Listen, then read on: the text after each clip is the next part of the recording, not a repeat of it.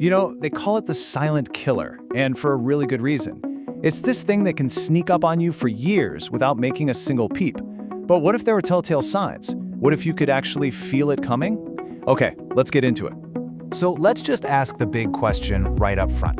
What does high blood pressure actually feel like? I mean, if you had it this very second, what would be the clue? A little pounding in your chest, maybe? Or a nagging headache? And here's the answer, and it's kind of scary. For the vast majority of people, high blood pressure feels like, well, nothing. Absolutely nothing. It can just build up for years, and you'd be completely in the dark. And that's exactly what makes it so dangerous. Okay, so if we can't trust our bodies to give us a heads up, what can we trust? The numbers. We have to look at the data. It all comes down to knowing what those numbers on the blood pressure cuff are actually telling us. All right, so the official medical term you'll hear is hypertension. Basically, you've got it when your reading is consistently 130/80 or higher. Now, what do those two numbers mean? Well, that top number, that's your systolic pressure. Think of it as the force when your heart is actively pumping. The bottom number is the diastolic. That's the pressure when your heart is resting between beats. And get this, even if only one of those numbers is consistently high, yep, that's still considered hypertension. Now, this isn't an all or nothing thing. It actually goes up in stages. Stage 1, that starts at 130/80. Stage 2, that's when you hit 140/90. And then there's something called a hypertensive crisis, which is, believe me, a whole different ballgame. It really is like climbing a staircase. But the scary part is, for those first two big steps, you don't feel a thing. Okay, what we're about to talk about is maybe the most important thing to understand in all of this, because this is the reality for millions of people who have absolutely no idea there's a problem brewing. I'm gonna say it again because it's that important. Whether you're in stage 1 or you've moved up to stage 2, you are almost guaranteed to feel completely normal. There's no little alarm bell going off inside you. Nothing. It's just quietly building up over time, influenced by stuff like your genes, what you eat, your lifestyle, all without giving you a single clue.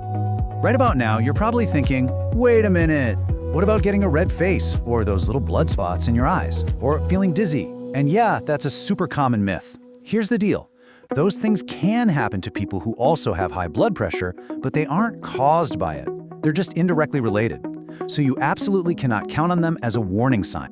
So the takeaway here is huge. You just can't afford to wait around for a symptom to show up. It's probably not going to happen. The only way to know for sure what's going on is to get checked regularly. It's really that simple. Okay, but what happens if the numbers don't just creep up? What if they skyrocket?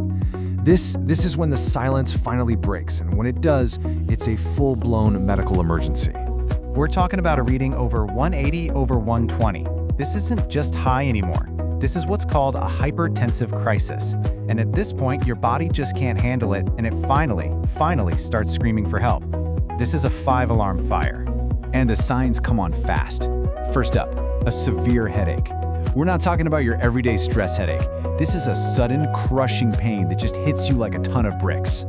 Then, you might get chest or back pain. That's a huge red flag that your heart is under an incredible amount of strain. You could also find yourself struggling to breathe. That awful feeling like you just can't get enough air, no matter how hard you try. And finally, numbness or weakness, especially if it's just on one side of your body.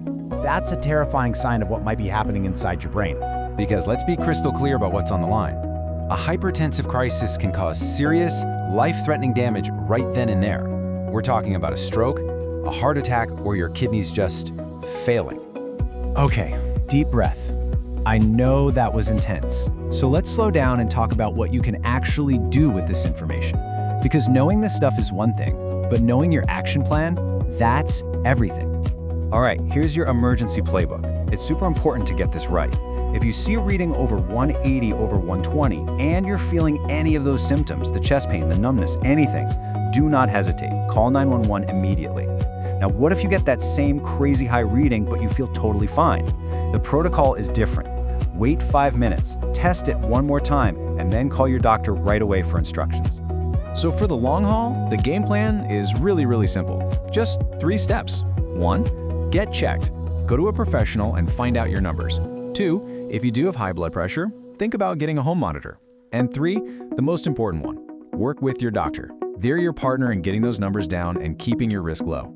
And that really brings us back to where we started, to the most important question of all. We know you can't feel it, we know there are usually no symptoms to warn you. So the only way to know, the only way to protect yourself, is to just check. So I'll just leave you with this thought. When was the last time you actually had your blood pressure checked?